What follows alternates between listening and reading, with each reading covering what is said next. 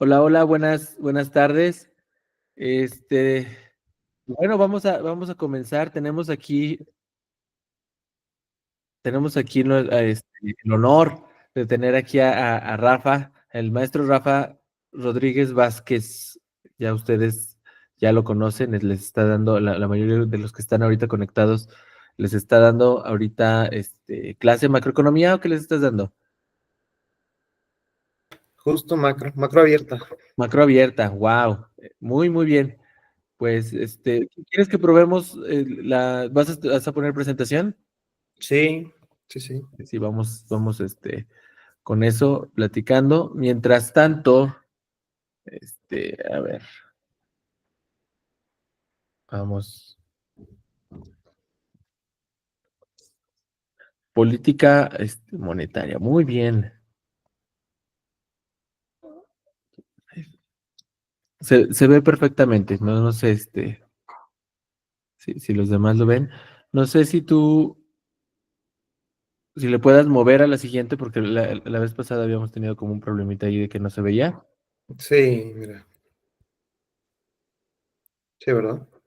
Ujú. Sí, perfecto. Pues muy bien, no, para quien no lo conoce, porque ya creo que ya se están uniendo también de otras partes, no nada más nuestros alumnos. El maestro Rafa Rodríguez, pues es economista, es maestro en administración y finanzas y es doctorante en políticas públicas. ¿En dónde está haciendo el doctorado? En una universidad de Puebla de nombre IEXE. Muy bien, no, muy bien. Y pues lo conocemos aquí, pues es catedrático de la Facultad de Economía, Contabilidad y Administración de la Universidad Juárez del Estado de Durango y tiene mucha experiencia en el sector público y en áreas de proyectos de inversión y evaluación y en investigación de políticas públicas. Aprovechenlo, realmente esta plática pues es como muy interesante. Realmente creo que vale muchísimo la pena que vayan tomando notas. Y si tienen alguna duda, cualquier cosita, la pueden ir poniendo en el chat y aquí ya las podemos ir leyendo. Y pues el auditorio es todo tuyo. Bien, pues muchas gracias y buena tarde a todos. La idea de esta plática es ver cuál es la incidencia justo de aquellas decisiones del Banco Central, en este caso de Banco de México, en los hogares mexicanos.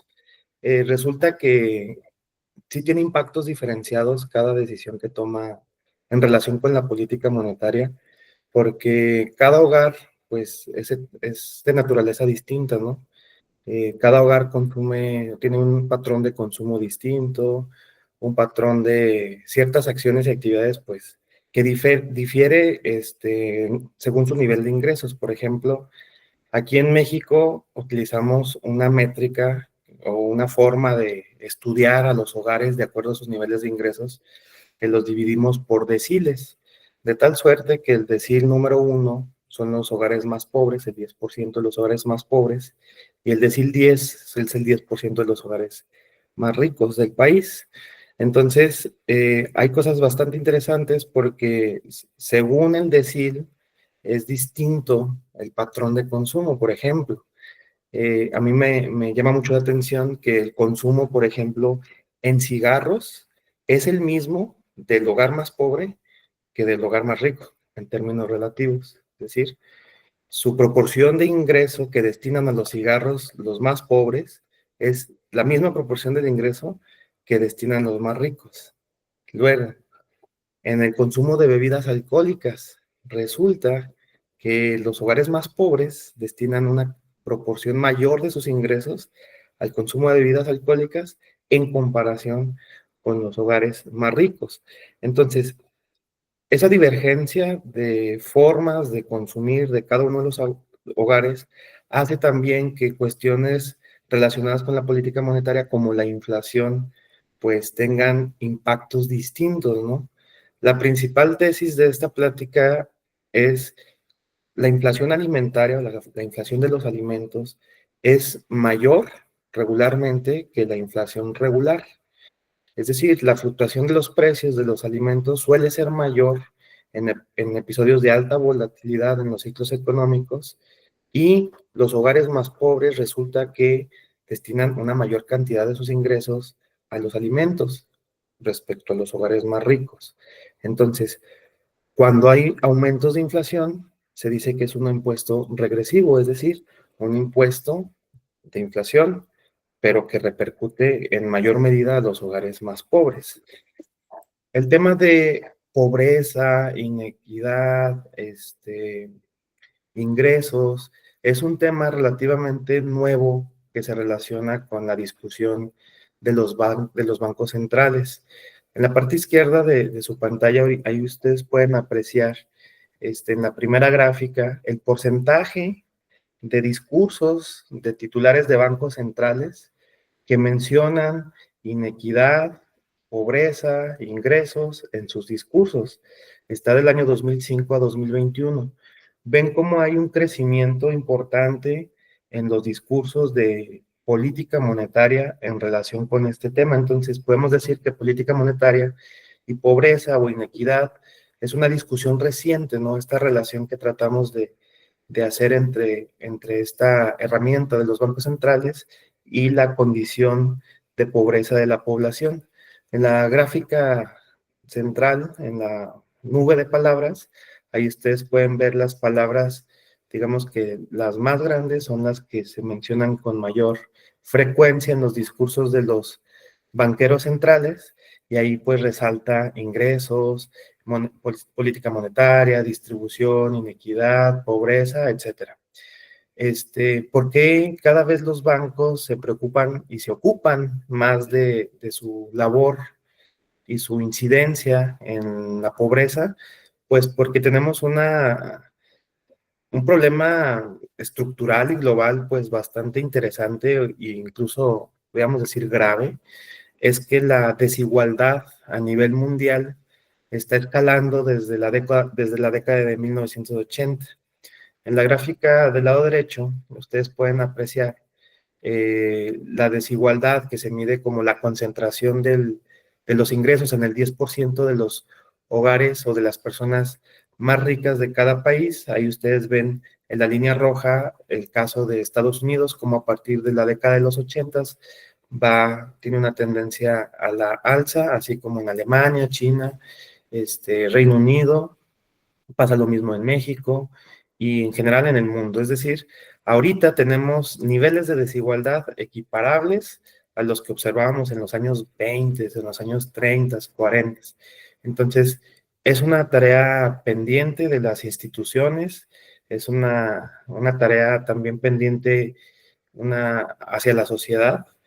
Y bueno, por eso cada vez tratamos de identificar, pues, cuál es esa relación de la tarea de los bancos centrales respecto a mejorar estas condiciones en la población, ¿no? Política monetaria, pues ustedes ya lo saben, pues es la principal herramienta de los bancos centrales para intervenir en los ciclos económicos, es decir, evitar o disminuir el lapso de las recesiones y sobre todo alcanzar la estabilidad de precios. Ahí en la imagen que ustedes pueden ver ahí en la pantalla, pues a manera de, están viendo ahí un hot dog de $25, ¿no? Y las personas que van caminando ahí dicen, uy, pues ya es momento de que la Fed suba las tasas de interés, ¿no? Porque las tasas de interés, recordemos que suben para mitigar el incremento de los precios, es decir, cuando tenemos periodos de inflación altos.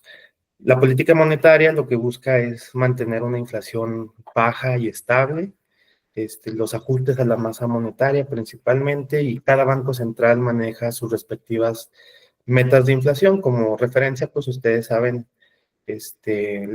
la meta objetivo del Banco de México es el 3% más menos 1, es decir, si fluctúa entre 2 y 4% estamos ok. Por primera vez desde época de la pandemia, es decir, por primera vez en 5 años, ahora en 2025 estamos llegando a esa tasa objetivo, ¿no? Tenemos 5 años de periodos altos de inflación. Este impuesto, como les decía, que naturaleza regresiva, decimos los economistas. Y bueno, en el caso de la Fed, aunque no menciona una tasa objetivo de manera puntual, pero sí hay un consenso en Estados Unidos de que la tasa objetivo de la Fed es alrededor del 2%, es decir, cada banco central fija su propia tasa objetivo de inflación. Recordemos, en México es 3%. Luego, pues como para ir hilando, inflación, todos saben que es el aumento generalizado y sostenido de los precios, es decir, cuando tenemos un incremento conforme pasa el tiempo, que cada vez va subiendo, subiendo, subiendo, y generalizado, pues que se da en prácticamente todos los bienes y servicios de una economía. Si vemos un producto o un bien o un servicio de manera aislada y vemos que está subiendo de precio de manera importante, eso no necesariamente es inflación, porque puede haber otros productos, otros servicios que estén bajando su precio. Entonces, si en promedio todo está subiendo, estamos hablando de inflación. Si son artículos unos que suben, unos que bajan, pues habría que ver ahí cómo se compensa. Nosotros, para medir la inflación, y prácticamente en todo el mundo se utilizan índices. El índice es un tipo de indicador que tiene adentro otras variables, ¿no? Conforme que tienen sus respectivos mediciones a lo largo del tiempo. Los economistas estamos familiarizados también con el índice de desarrollo humano, que pues ahí encontramos cuestiones de ingresos, PIB per cápita, educación. El índice que nosotros utilizamos es el Índice Nacional de Precios al Consumidor. Este índice, me parece que desde 2011 es medido por el INEGI, porque anteriormente estaba a cargo del Banco de México, y conocemos nosotros la inflación o el comportamiento de los precios aquí en México de manera quincenal y mensual. Y bueno, mide el incremento porcentual en los precios de una canasta de bienes y servicios que adquiere un consumidor típico de un país. Esto es importante porque tenemos una noción de que la inflación o la canasta que representa el comportamiento de los precios para medir la inflación, pues que es una canasta básica, ¿no? Es decir, una canasta básica incluso la conocemos nada más como si fuera frijoles, huevo, tortillas, leche, etcétera, pero no. Lo que está dentro de esa canasta son alrededor de 292 productos, ¿sí? Que justo el INEGI, en la actualización que hizo hace apenas algunos meses, pues monitorea 292 genéricos, les llaman ellos, 292 bienes y servicios. El monitoreo de estos precios se hace quincenal y mensualmente en 55 ciudades o áreas geográficas. Aquí en Durango, por ejemplo, pues nada más se monitorea el comportamiento de los precios aquí en Durango capital, pero también tenemos datos de la laguna. La tarea del INEGI es inmensa, hace alrededor de 341,000 cotizaciones mensuales a lo largo del país. Y bueno, aquí está la frecuencia de cotización. 4 veces por mes, es decir, de manera semanal, monitorea el precio de 123,485 artículos de los segmentos de alimentos y bebidas, servicios turísticos en paquete, transporte aéreo de pasajeros, que se monitorean con una frecuencia más alta, porque estos son más susceptibles a a que se modifiquen su precio. De manera quincenal, es decir, cada 2 meses, el INEGI monitorea 170,500 productos, ¿sí?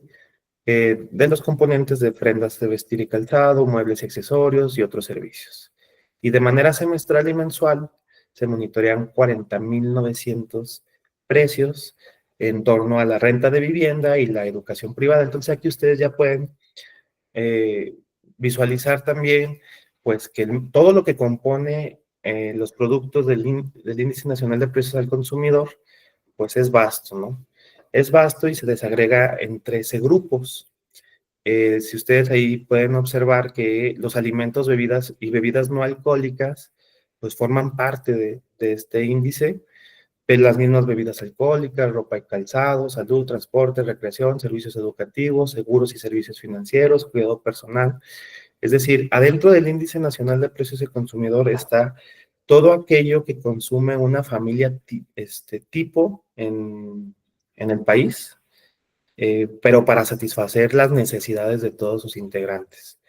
Desde el jabón que usan para bañarse, desde el predial que pagan cada año, desde la gasolina que utilizan para transportarse, desde el precio del camión, el transporte público, los uniformes escolares, las colegiaturas, el precio del cine, el cigarro, el alcohol, desde la cerveza hasta el whisky está dentro de ahí, los precios promedio en restaurantes, es decir, es un indicador que a veces se maneja como muy a la ligera, porque a veces lo que encontramos es nada más el 4 o el 5, el 6.5%, etcétera, pero es importante comprender la naturaleza de este indicador, pues, para ver cuál es su impacto. Aquí ya ustedes pueden ver que una tercera parte de los genéricos, pues, está en alimentos y bebidas no alcohólicas, es decir, cuando vemos un incrementos de la inflación, pues más bien está sostenido por el incremento de los alimentos, ¿no? Porque son 100 de 292 genéricos. Y esto es importante porque como los genéricos que están adentro del Índice Nacional de Precios del Consumidor, pues obedecen a los mismos patrones de consumo de los hogares mexicanos. Entonces, cada determinado tiempo, el INEGI va modificando la canasta, porque nosotros en el transcurso del tiempo, pues en nuestros hogares vamos consumiendo cosas distintas, ¿no? Por ejemplo, en la última edición del Índice Nacional de Precios al Consumidor, venía un genérico de leche de soya, ¿sí? Pero si ustedes van a algún supermercado ahorita, pues ya no solo encuentran la leche de soya, ¿no? Encuentran de almendra, de coco, y cada vez inventan más tipos de leches de origen vegetal. Entonces lo que hace INEGI, oye, yo nomás estoy viendo un pedacito que es la leche de soya, pero realmente el consumo de las familias es el sustituto de las leches de origen vegetal en detrimento del consumo de las leches de origen animal. Y luego hay genéricos que se van desagregando, ¿no? En el caso, por ejemplo, hasta el 2018 no se tomaba en cuenta dentro del índice lo que gastamos en los hogares, nuestras membresías de Netflix, de Amazon Prime, de HBO, etcétera. Entonces se desagrega el genérico de películas y música y acá ya vemos un genérico de streaming. Y hay genéricos que se van agregando a la lista de todos los genéricos que miden el Índice Nacional de Precios del Consumidor. Por ejemplo, antes estaba el precio de las cartas por correo y como eso ya realmente pues no es un consumo representativo de todo el país, pues se va desechando. Antes estaba el servicio de teléfono fijo de casa, pero pues ahora ya sabemos que eso va cambiando y pues ya es raro una casa que tenga un teléfono fijo.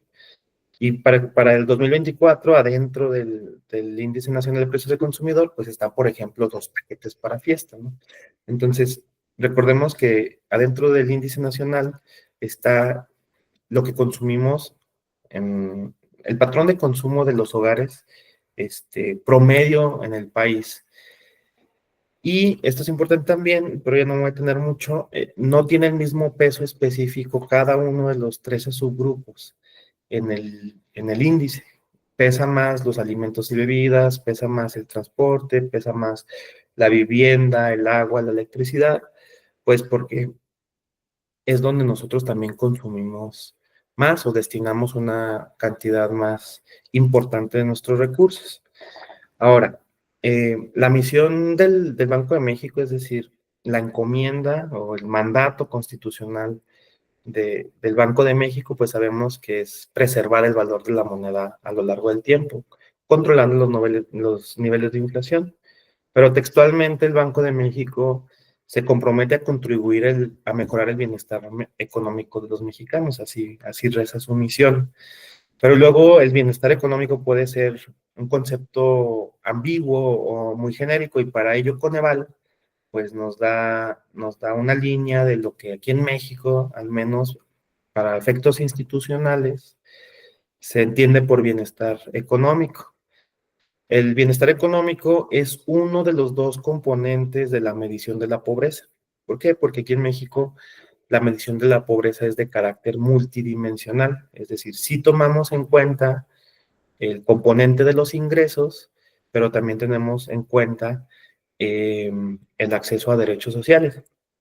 Pero el bienestar económico se refiere únicamente a la parte de ingresos y no es otra cosa de que si las personas tienen los recursos para adquirir bienes y servicios que satisfagan sus necesidades alimentarias o no alimentarias. Es decir, si los hogares tienen dinero para salir al día, ¿no? Con todo lo que se ofrezca, no solamente en términos alimentarios, sino, piensen ustedes, en salud, y la consulta del médico porque se enfermó el niño, la educación, la colegiatura, las cuotas, etcétera. Es decir, la capacidad de los hogares para hacer frente a todas esas necesidades, sí alimentarias y no alimentarias. Entonces, aquí podemos ver ya cómo se entrelaza, pues, el mandato o el objetivo del Banco de México y cómo ya lo relacionamos, lo fuimos llevando para relacionarlo con pobreza.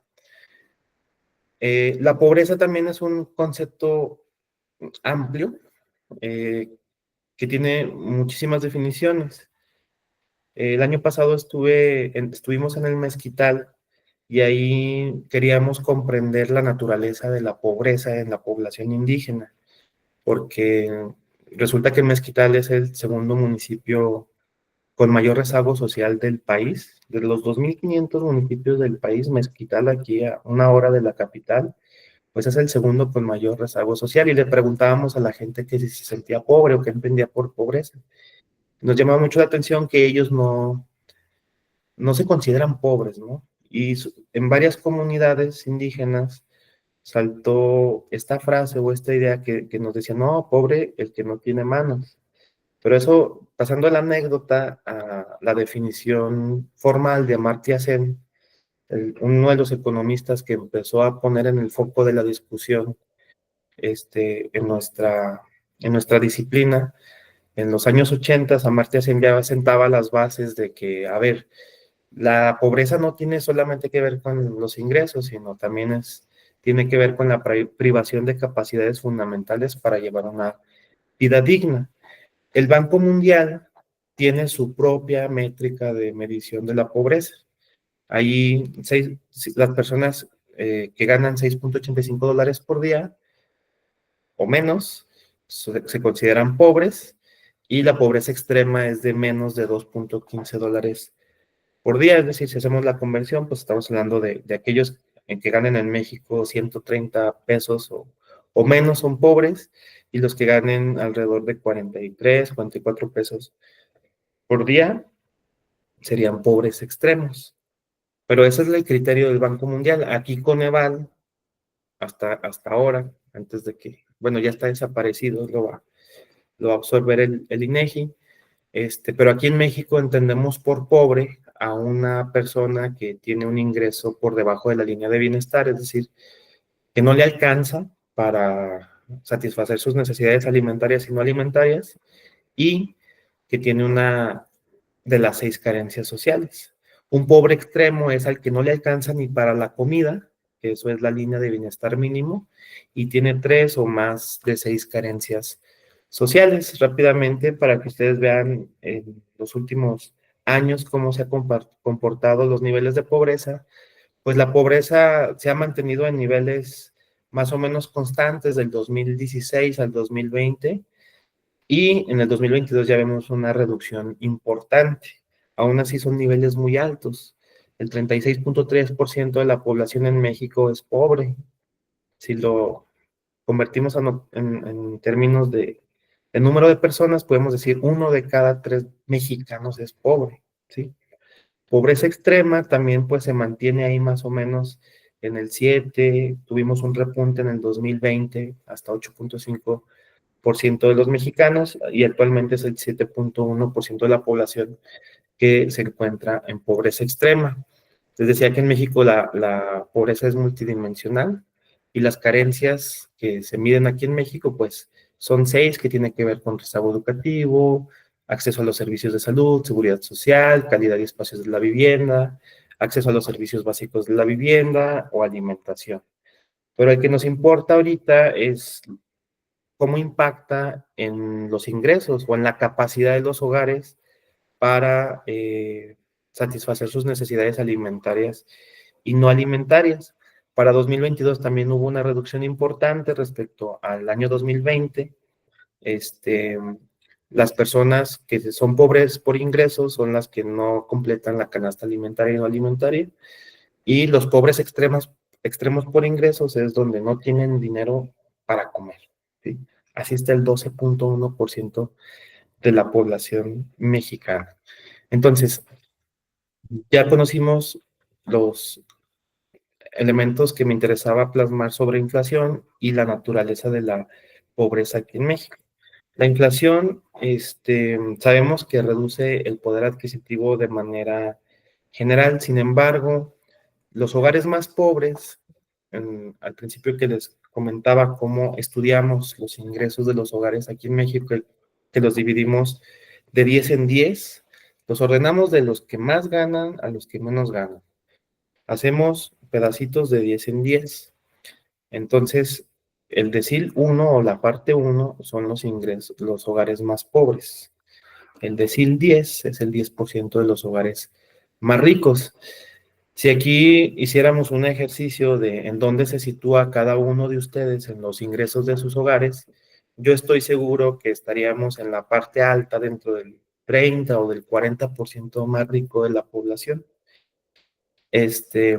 ¿Por qué a los hogares de menores ingresos les impacta más la inflación?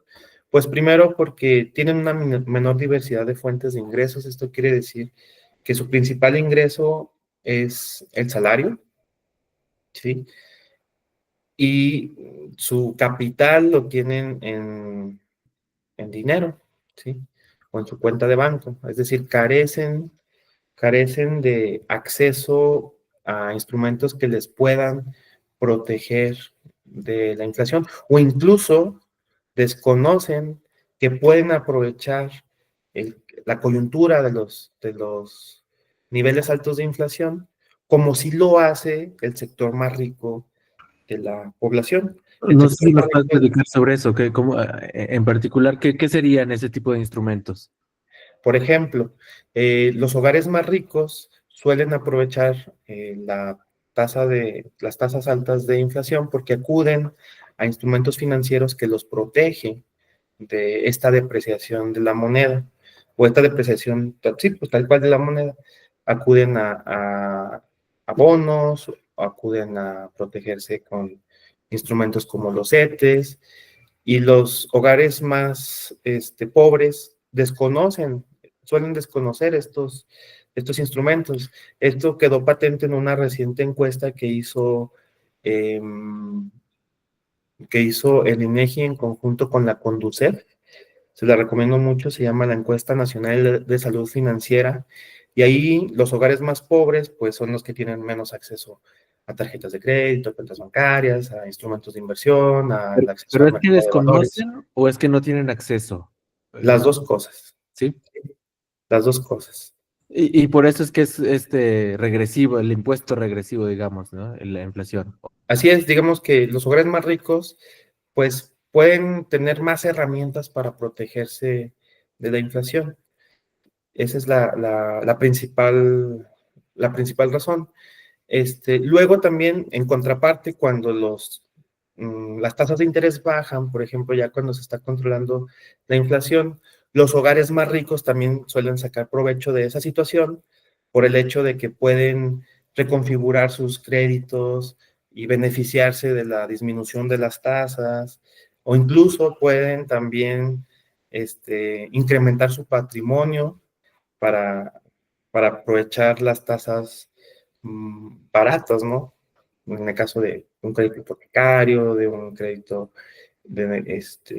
para un negocio, etcétera, ¿sí? Y también los hogares se ven más expuestos a estos choques inflacionarios porque, como les decía al principio, pues los hogares destinan una mayor proporción de sus recursos a los alimentos. Aquí en esta gráfica, lo que yo hice fue, en la parte de abajo está el 30% de los hogares más pobres, es decir, el decil 1, 2 y 3. Ahí los ingresos de los hogares más pobres, digamos, el hogar más pobre de México tiene ingresos mensuales acumulados de sus integrantes de 4,000 pesos. Así viven, o yo digo, sobreviven el 10% de los hogares en México, es decir, 3,7 millones de hogares en el país sobreviven con 4,000 pesos mensuales para satisfacer las necesidades de toda su familia. El decil 3 tiene ingresos mensuales de 9,700 pesos acumulados promedio. Los ingresos medios, que es el decil, podemos decir que no hay una forma dada de decir clase media, clase baja y clase alta, no existe una definición como tal, pero yo aquí para darnos una idea lo que hice fue agrupar el decil 4, 5, 6 y 7, es decir, 40% de la población podríamos decir que de lo que está en clase media tiene ingresos de 12,000 a 20,800 pesos mensuales por hogar. Y el sector más rico de la población, o tal cual, el 30% más rico de la población tiene ingresos promedio de 25,000 a 66,700 pesos mensuales en promedio. Pero si ustedes ven la primera parte de cada una de las gráficas, ven que los hogares de bajos ingresos destinan un 45,8% de sus ingresos a alimentos, bebidas y tabaco. Los hogares más ricos destinan un 37,1% de sus ingresos a este rubro del gasto. Los hogares más ricos destinan una mayor cantidad de sus ingresos a cuestiones, por ejemplo, educación, servicios para vehículos, comunicaciones, y los hogares más pobres destinan más recursos en términos proporcionales o relativos a alimentación, a servicios de cuidado, etcétera. ¿Sí? Por Entonces, eso me imagino que se acentúa todavía más, o sea, porque estos son los tres últimos deciles. así es. Entonces, me imagino que en el decil, en el último decil, y se va a acentuar como muchísimo más, porque ¿qué tanto puede comer? O sea, Carlos Slim, ¿no? O sea, Sí, o sea, lo que puede comer Carlos Slim, digamos que lo puede satisfacer con una parte ínfima de su ingreso, ¿no? Sus necesidades nutricionales, pues, con lo que gana en una hora, está del otro lado. A diferencia de los hogares más pobres, pues, se tarda más en comérselo que en, en repararlo. exacto. Pues sí, casi trabajan para comer, ¿no? Entonces, cuando hay periodos de inflación altos, les vuelvo a comentar, pues la inflación en los alimentos suele ser mayor que la inflación promedio, como lo vamos a ver ahorita. Y nada más como dato, aquí en México, los ingresos promedio de los 37 millones de hogares son 21,231 pesos mensuales. Ingresos acumulados de mamá, papá o el hijo que trabaja, no importa. Todos los integrantes del hogar tienen ingresos acumulados en promedio 21,000 pesos. Entonces, si en sus hogares los ingresos acumulados de mamá, papá o de ustedes si ya trabajan, si son superiores a 21,000 pesos, ya están del 50% más rico de la población. Son promedios, hay que trabajar con precaución con los promedios. No son datos exactos, pero sí nos dan una buena referencia de cómo se distribuyen, ¿no? Lo que les comentaba, en la línea roja ustedes pueden ver los niveles de inflación, la inflación anual de 2001 al 2024, y vean cómo en la línea negra regularmente, por ejemplo, en la crisis financiera 2008-2009, donde alcanzamos niveles altos de inflación, de todos los productos y los bienes y servicios, 6,5%, pero lo de los alimentos era mayor, 9,5%. En la crisis por COVID, alcanzamos otro repunte importante de inflación en 2021, 2022, 7,8%, pero el de los alimentos fue muchísimo mayor. Luego, cuando tenemos inflación alta en los alimentos, pues tenemos otros problemas como la desnutrición infantil, tenemos otros problemas como la inseguridad alimentaria. ¿Por qué en 2022-2023 la inflación en alimentos fue mayor, o muchísimo mayor? Porque convergieron muchas cosas en el mundo, ¿no? Por un lado, la recesión mundial provocada por la misma pandemia, pero también el cambio climático está haciendo los estragos en los niveles de inflación de los alimentos, porque los fenómenos meteorológicos cada vez más extremos, las sequías, las lluvias, por encima de lo normal, están afectando la productividad del campo. Aquí en México hemos tenido episodios muy importantes y muy graves de sequía en los últimos 5, 8 años, que ha incrementado o ha propiciado el aumento del precio de los alimentos. La guerra por Ucrania también afectó porque pues Ucrania era uno de los proveedores del mundo de fertilizantes, entonces pues el campo fue menos productivo, y si a eso le sumamos pues los cuellos de botella y la interrupción del suministro de las cadenas, pues fueron muchos factores que provocaron que los alimentos tuvieran todavía un aumento mayor. El mismo Banco de México ha hecho estudios al respecto de cómo incide la inflación y la tasa de pobreza laboral. La tasa de pobreza laboral es medida por el Coneval, es decir, las personas que no completan la canasta alimentaria y no alimentaria con sus ingresos. En la gráfica a la izquierda ustedes pueden observar, por ejemplo, la crisis de 1994, de 1995, tuvimos inflación en los niveles pues casi del 50%, pero la tasa de pobreza laboral, es decir, las personas que no completaban para sus necesidades, alcanzó hasta el 75%.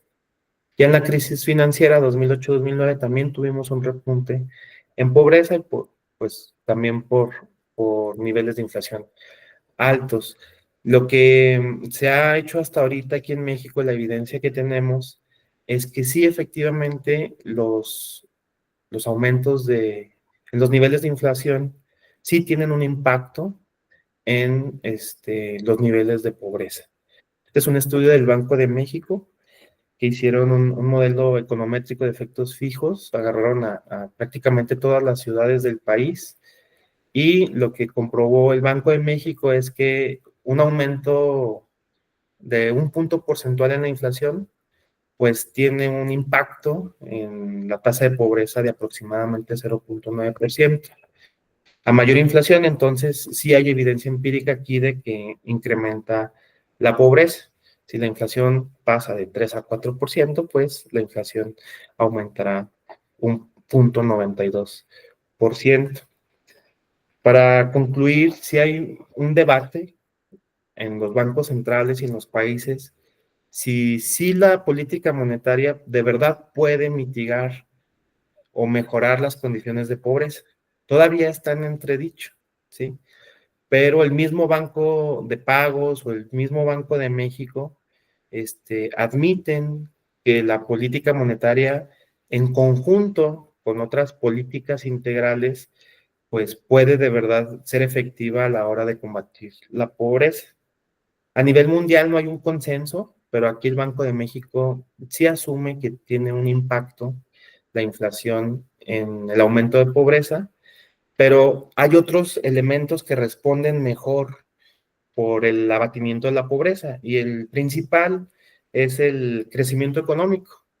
Todos aquellos países que han tenido altas tasas de crecimiento en su Producto Interno Bruto son también aquellos países que más han reducido la pobreza extrema. Entonces, la política monetaria viene siendo un complemento de la política económica del país, pero no debe de ser ajena, ¿no? Y bueno, ya para concluir, la misma Reserva Federal sí también comparte de que el buen funcionamiento del sistema financiero, como dice el exgobernador de la Reserva Federal, pues es el cerebro mismo de la economía, porque el sistema financiero lo que hace es asignar el capital a sus usos más productivos. Pero si el capital no se va o no se reconduce a esos usos más productivos, pues entonces los recursos los estamos usando de manera ineficiente, y si ese es el caso, pues el crecimiento económico será bajo. Si el crecimiento económico es bajo, pues vamos a tener un incremento en los niveles de pobreza. Les dejo todas las referencias que he tomado para esta charla. Me pongo a sus órdenes por si a alguien le interesa abordar esta línea. Yo tengo 8 años especializándome en el estudio de la pobreza a nivel estatal, pobreza a nivel municipal. Entonces aquí pongo a disposición mi apoyo, doctor Mario, por si hay algún interesado también en trabajar este componente de pobreza y política monetaria, o por si hubiera alguna duda de aquí en adelante o en este mismo momento, pues estamos atentos. Muchas gracias. Pues muchas gracias a ti. Y también recordar, aquí están muchos de aquí de la facultad, entonces, pues también recordarles que el maestro Rafa, pues él sí podría ser asesor de sus proyectos del Reto Banjico, y eso es como un buen punto de inicio, ¿no? También ya si lo queremos como llevar a proyectos más grandes, pero una de las ventajas de trabajar esto del Reto Banjico es que ya está como definido todo, ya sabes sobre qué, ya sabes en qué lo vas a trabajar, y entonces pues ahí está un posible asesor, y ya vimos aquí sobre este tema. Había cuando estabas platicando sobre el tema de las actualizaciones que va haciendo, que se van haciendo al INPC, preguntaba aquí Pamela Yulaisi, que también que es alumna. Estaba preguntando cómo se hace, o cada cuánto se hacen esas las actualizaciones, y se hacen como regularmente, o cada ciertos años, o en cada una se hace cambios. ¿Cuál es la dinámica? Eso está interesante lo que nos estuviste platicando al respecto. Sí, no hay un periodo definido. Ujú, Por ejemplo, la pobreza por ley sabemos que se mide cada 2 años en cada entidad federativa, pero para actualizar el Índice Nacional de Precios al Consumidor no hay un periodo determinado que el INEGI esté obligado a actualizarlo. Cuando sí se actualiza? Cuando el INEGI identifica cambios importantes en el consumo de los hogares. Lo hace el INEGI a través de la Encuesta Nacional de Ingresos y Gastos de los Hogares, la ENIG, que el INEGI también levanta cada 2 años. Y como ahí sí se le pregunta a la persona, si a ustedes les ha tocado responder esta encuesta, les preguntan en qué gastan cada uno de los pesos que tienen en su hogar. Entonces, cuando el INEGI identifica nuevos artículos que los hogares en general están consumiendo en todo el país, entonces cuando hace una actualización y los incluye en la lista de los 292 genéricos. Para esta edición, la última era 2018, cambiaron los patrones de consumo de acuerdo a lo que nosotros mismos le reportamos al INEGI, y en 2024 pues ya es otro patrón de consumo de gasto. En la última edición, la 2018, había 299 genéricos, entonces el INEGI también va descartando aquellos que identifica, pues que las familias ya no están consumiendo, ¿no? Esto lo pueden consultar en la misma página del INEGI, en el apartado del Índice Nacional de Precios al Consumidor. Se los voy a compartir aquí. Y ahí viene el histórico de las actualizaciones, las que le correspondió al Banco de México y las que le correspondió ya al INEGI. Y se los voy a compartir porque es un documento muy interesante si ustedes quieren comprender la parte teórica, la parte metodológica del índice, cuando les hablaba de los, de los ponderadores, pues aquí es donde está de manera muy explícita y muy transparente por parte del INEGI. Aquí se lo estoy compartiendo por el chat. Y ahí viene los últimos, cada cuando los ha actualizado. El último 2018, 2024. No quiere decir que se vaya a actualizar en el 2030, a menos de que cambien de manera importante el consumo de los hogares, ¿no? Gracias, Pamela. Muy bien, muy bien. Tenemos aquí algunas manos levantadas. Primero viene Jairo. No sé si vas a hacer la de viva voz la pregunta o la vas a escribir. ¿Cuál?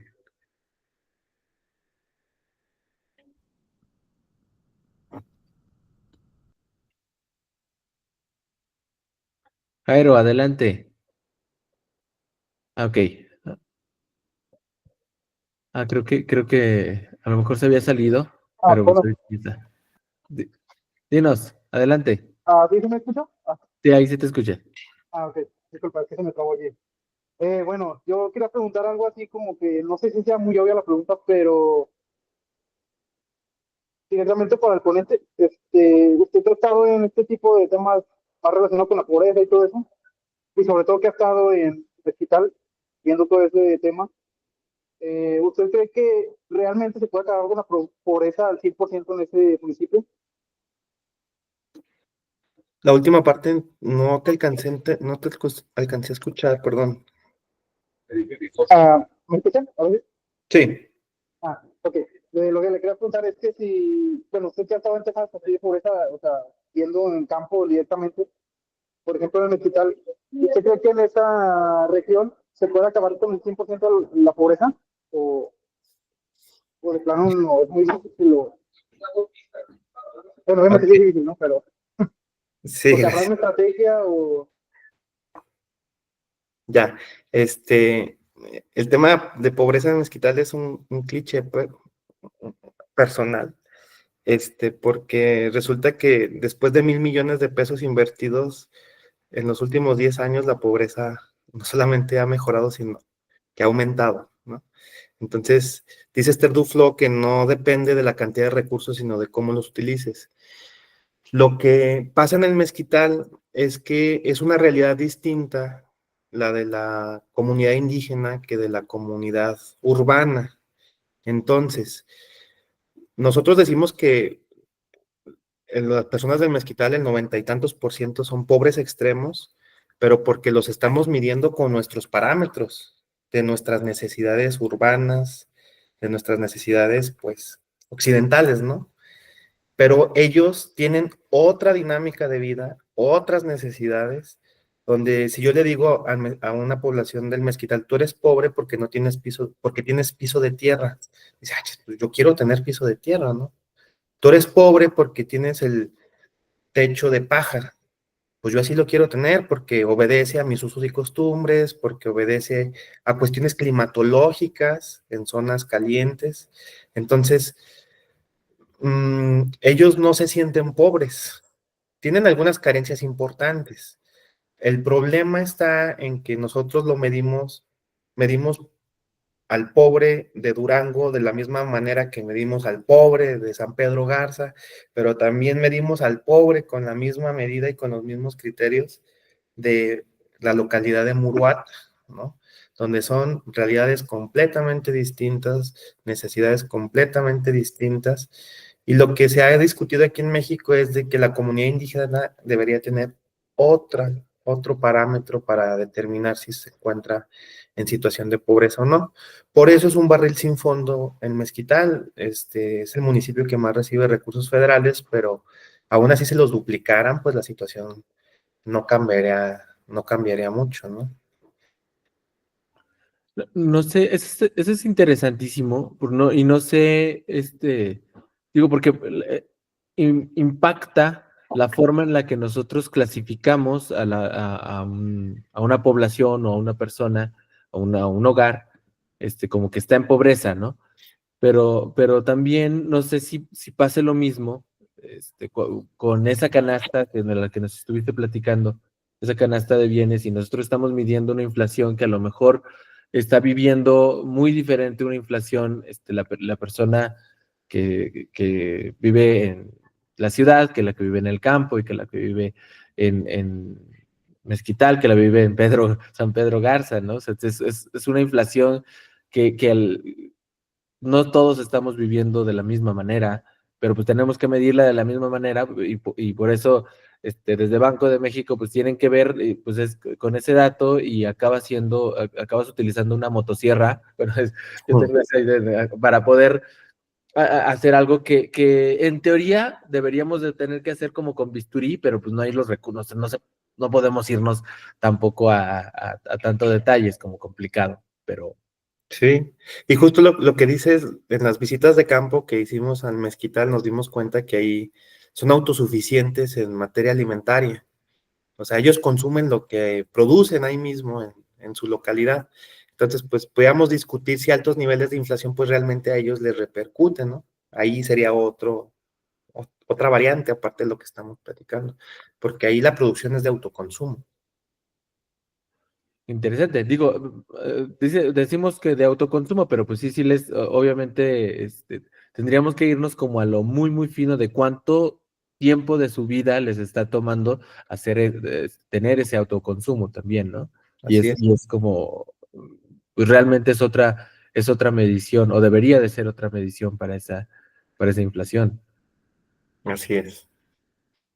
Tenemos otra manita levantada, tenemos a Pamela, tú Lacey, no sé si nos quieras, si puedas usar el Bueno, micrófono. nomás para preguntar de que, perdón, para preguntar de si la inflación subyacente es la inflación a la que le debemos de poner más atención. Ahora sí, para mí es pregunta muy fácil porque pues, depende, ¿no? Depende de lo que quieras ver. Yo no sabría decir si una es más importante que la otra, más bien depende de lo que te interese conocer. Yo en lo particular me quedo con la inflación general porque pues al final de cuentas ahí incorpora pues toda la dinámica de los precios y servicios del país, ¿no?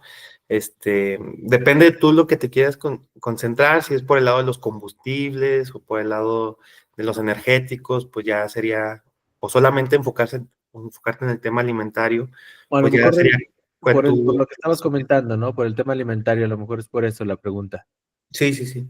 En este caso, sí, yo lo que hice, me traje solamente la inflación, porque hay otra desagregación, aparte de la subyacente y la no subyacente, y sí puedes ver por alimentos, incluso solo por frutas y verduras. Es como, por eso les digo que es importante que consulten el documento metodológico del INEGI, pues para que vean, pues la inflación se puede desagregar como en unas 10,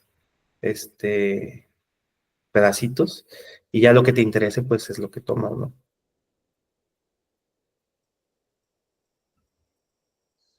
Sí, este, buena respuesta, buena pregunta y, y muy buena plática en general.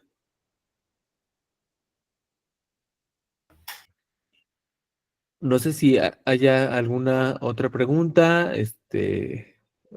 porque todavía tiene la manita levantada Pamela, no sé si tengas otra o... Ah, ya. Listo. Pues muy bien. No sé si tengas algo más que agregar, Rafa. No, pues será un gusto participar si alguien decide aprovechar esta innovación que el doctor Mario trae de incentivar a los alumnos, de darles las herramientas, de hacerles llegar a expertos y sumarme a esta gran iniciativa del doctor Mario. Te felicito, Mario. Y pues con todo gusto estamos para seguir investigando, discutiendo, peleándonos, lo que sea. Con mucho gusto.